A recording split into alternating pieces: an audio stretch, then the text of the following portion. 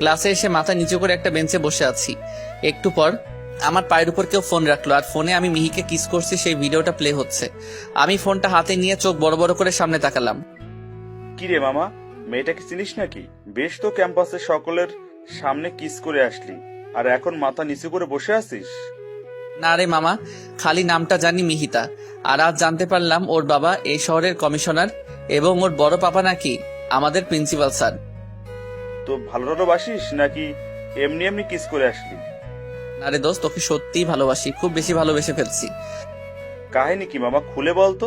4 দিন এসেই এলাকার গুন্ডি মেয়েকে ভালোবেসে ফেলছো?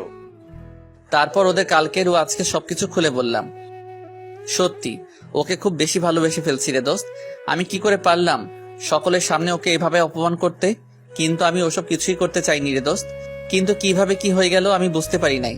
এখন বুঝতে পারছি আমি কিভাবে এটা করতে পারলাম, কেন যে তখন নিজের রাগকে কন্ট্রোল করতে পারলাম না। আরে মাথা তোল। আমি চুপ করে কান্না করছিলাম। এ কি, কাঁদছিস কেন? কই, আমি কাঁদছি না তো। চোখে হাত দিয়ে দেখতো। আমি চোখে হাত দিতে ভেজা মনে হলো। আরে দোস্ত, কাঁদতে হবে না। এখন চাকরির জন্য চেষ্টা করতে শুরু করে দে। আফটার অল আমার একটা মাত্র বোন, তাকে তো আর বেকার ছেলের হাতে তুলে দিতে পারি না। মানে কি বলিস? আমি অবাক হয়ে নাইমের দিকে তাকালাম। পাশ থেকে রাকিব, ইসমাইল, স্বপ্নিল, উজ্জ্বল, শিহাব সবাই অবাক হয়ে নাইমের দিকে তাকিয়ে আছে। কিরে, তোরা আমার দিকে এমন করে তাকিয়ে আছিস কেন? তুই এত সহজে মেনে নিলি? এতে না মানার কি আছে? একদিনে যা বুঝলাম, মেয়ে খুব ভালো একটা ছেলে। তাছাড়া ওর চোখে আমি আমার বোনের জন্য সত্যিকারের ভালোবাসা দেখেছি। কি, মিহি তোর বোন? হ্যাঁ রে, আমার একটা মাত্র কিউট, রাগী, গুন্ডি, দজ্জাল বোন। আমি শুধু এর বেস্ট ফ্রেন্ডকে ফুল দিয়েছিলাম, তাই আমাকে যে কেলানি দিয়েছিল, তুই তো ওকে ডাইরেক্ট কিস করলি। তোর যে কি অবস্থা করবে ভাবতেই আমার শরীরের লোম খাড়া হয়ে যাচ্ছে। শালা, কই পাশে দেখে একটু সাহস দিবি তা না, উল্টো ভয় দিচ্ছিস। কেন, তোর নাকি আবার সাহস একটু বেশি? দূর বেটা, সাহস আছে অন্যান্য বিষয়ে, এই বিষয়ে না। কি রে, তোরা কিছু বলিস না কেন? আমার আর কি বলবো, তোদের শালা দুলাভাইয়ের কথা শুনছি। আইডিয়া। কি? মিহি আমাকে কিছু করতে বা বলতে আসলে আমি নাইমের কথা বলে ফাটিয়ে যাব। কি? ওই বেটা, আমার কথা বলে কাটিয়ে যাবি মানে? আমি কি তোর বলেছিলাম যে আমার বোনকে গিয়ে কিস করবে? ভালো আইডিয়া দিলি। না, এখন একটা ভালো জবের দরকার। সামনে শীতকাল, আর শীতকাল একা শুইতে মন চায় না। জবটা হলে তোর বোনকে আমার করে নিব।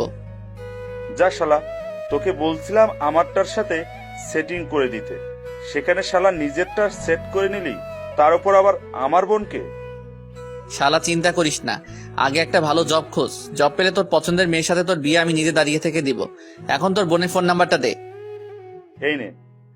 তারপর নাইম নাম্বারটা দিল। এখন চল, ট্রিট দিবি। আচ্ছা চল। আজ আর ক্লাস করা হলো না। রেস্টুরেন্টে গিয়ে ওদের খাওয়ালাম, এরপর সারাটা দিন ঘোরাঘুরি করলাম। ঘুরতে ঘুরতে বেশ রাত হয়ে গেল। বাড়িতে আগেই ফোন করে জানিয়ে দিয়েছিলাম নাইম রাকিবের সাথে ওর বাসায় চলে গেল। সবাই যার যার বাসার দিকে চলে গেছে।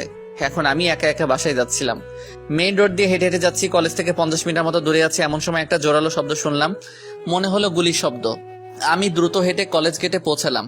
গেটের পাশে দেখলাম একটা পুলিশের গাড়ি দাঁড় করানো। তারপর গেট থেকে উকি দিয়ে দেখি ক্যাম্পাসে 15 জন লোক দাঁড়িয়ে আছে আর 3 জন শুয়ে আছে। তারা যেদিকে তাকিয়ে আছে আমি সেদিকে তাকিয়ে দেখি তাদের দেখে কিছু দূরে আড়ালে কয়েকজন পুলিশ দাঁড়িয়ে আছে। এরপর ক্যাম্পাসে দাঁড়িয়ে থাকা লোকগুলো তাদের পিছন থেকে গান বের করে গুলি করতে লাগলো। দুই পক্ষের গোলাগুলিতে পুলিশের সবাই মারাত্মকভাবে আহত হলো। মারা গেল কিনা বুঝলাম না, কিন্তু বিপক্ষের 7 জন মারা গেছে। 3 জন শুয়ে কাতরাচ্ছে আর বাকি 5 জন এখনো দাঁড়িয়ে আছে। তারা যখন দেখলো পুলিশের আর গুলি ছুটছে না, তখন তারা দৌড়ে পালিয়ে যেতে চেষ্টা করলো। আর দেখলাম তারা যাওয়ার সময় কিসের একটা ব্যাগ নিয়ে গেল। তারা কলেজের পিছন গেটের দিকে এগোতে লাগলো। তাই আমি দ্রুত গেট টপকে ভিতরে ঢুকে আহতদের কাছে গেলাম। যারা 2 জন কাতরাচ্ছিল তাদের একজনের কাছে একটা গান পড়ে থাকতে দেখলাম। সেটা তুলে ম্যাগাজিন চেক করে দেখলাম এখনো 5টা গুলি আছে। আমি গানটা পুনরায় লোড করে পালিয়ে যাওয়া লোকগুলোর দিকে এগোলাম তাদের মারার উদ্দেশ্যে। আর যাওয়ার সময় জুতা খুলে গেলাম যাতে করে শব্দ না হয়। আমি দৌড়ে যাওয়ার কারণে দেখলাম তারা বেশি এগোতে পারে নাই। গেট লাগানো ছিল, তাই সেটার উপর দিয়ে পার হতেই তাদের টাইম লাগছে। 4 জন পার হয়ে গেছে এবং একজন তখনও গেটের উপর রয়েছে। আমি দেওয়ালের গা দিয়ে গেটের দিকে এগোলাম। গেটের কাছে গিয়ে অপেক্ষা করতে লাগলাম লোকটার নামার জন্য। লোকটা নামার পর তারা সামনে এগোনোর জন্য যেই পিছে ফিরল, সাথে সাথে আমি গেটের ফাঁক দিয়ে তাদের মাথার দিকে গান সেট করে গুলি ছুড়লাম। তারা আমার দিকে ফেরার সময় পেল না। আগে কখনো গান না চালালেও তারা আমার থেকে মাত্র